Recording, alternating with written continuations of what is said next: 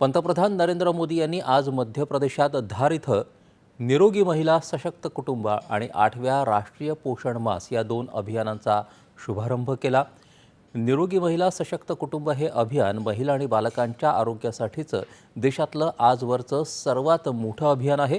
पंतप्रधानांनी यावेळी विविध विकास कामांचं उद्घाटनही केलं।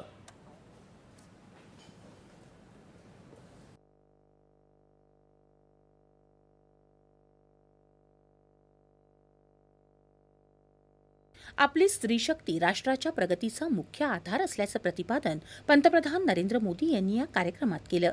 कुटुंबातली स्त्री निरोगी असेल तर संपूर्ण घर सुस्थितीत राहतं, मात्र घरातली करती स्त्री आजारी पडली तर कुटुंबातली सर्व व्यवस्था खिळखिळी होते असं सांगत त्यांनी या अभियानाचं महत्त्व अधोरेखित केलं। माहितीचा अभाव किंवा संसाधनांच्या कमतरतेमुळे कुठलीही महिला गंभीर आजारांना बळी पडू नये यासाठी योग्य निदान आणि वेळेवर उपचार घेण्याच्या आवश्यकतेवर त्यांनी भर दिला। आपल्या आरोग्याकडे महिलांनी दुर्लक्ष करू नये असं आवाहन त्यांनी केलं। त्यासाठीच या अभियानात लहानात लहान आजारापासून गंभीर आजाराच्या निदानाच्या आणि उपचारांच्या सुविधा मिळणार असल्याचं त्यांनी अधोरेखित केलं। माता भगिनींनी या सुविधांचा लाभ घेण्यासाठी कोणताही संकोच करू नये असं कळकळीचं आवाहन त्यांनी माता भगिनींना केलं। ऐसी बीमारियां जिनका महिलाओं में सबसे ज्यादा खतरा है, ऐसी बीमारियों को शुरुआती दौर में ही उसको पकड़ना बहुत जरूरी है। इसलिए इस अभियान के तहत बीपी हो, डायबिटीज हो, एनीमिया, टीबी हो या कैंसर जैसी भयंकर बीमारी की संभावना हो, इन सब की जांच की जाएगी। मैं आपसे यही मांगता हूं कि आप संकोच किए बिना इन कैंप में जाकर के जांच जरूर करवाएं।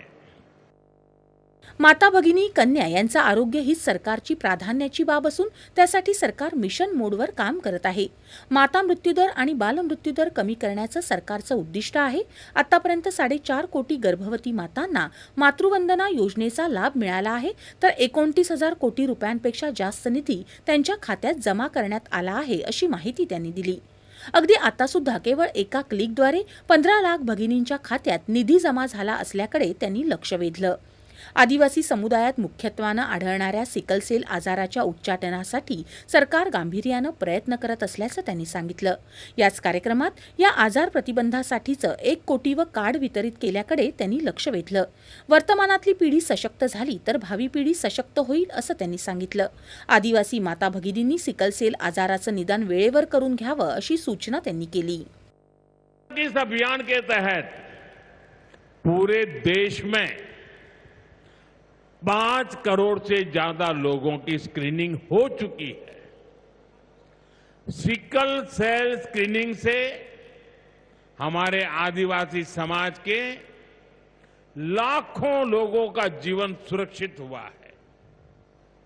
जिनका अभी जन्म भी नहीं हुआ है ना, आज हम उनके लिए काम कर रहे हैं, क्योंकि आज जो पीढ़ी है वो स्वस्थ हो जाएगी तो भविष्य में उनके संतान स्वस्थ होने की गारंटी बन जाएगी।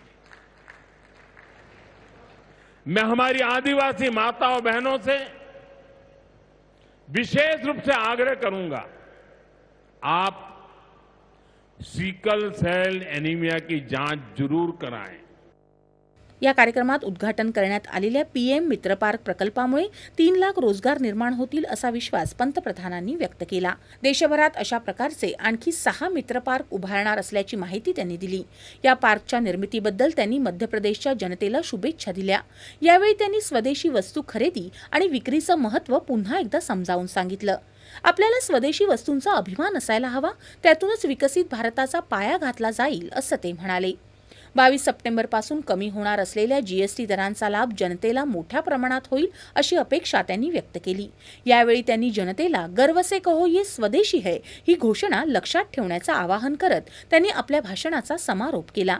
नवा भारत कोणाच्याही अण्वस्त्रांच्या धमकीला घाबरत नाही तर घरात घुसून शत्रूला नेस्तनाबूत करतो असं सांगत देश भारत मातेच्या सुरक्षेला सर्वोच्च प्राधान्य देत असल्याचं पंतप्रधानांनी यावेळी अधोरेखित केलं।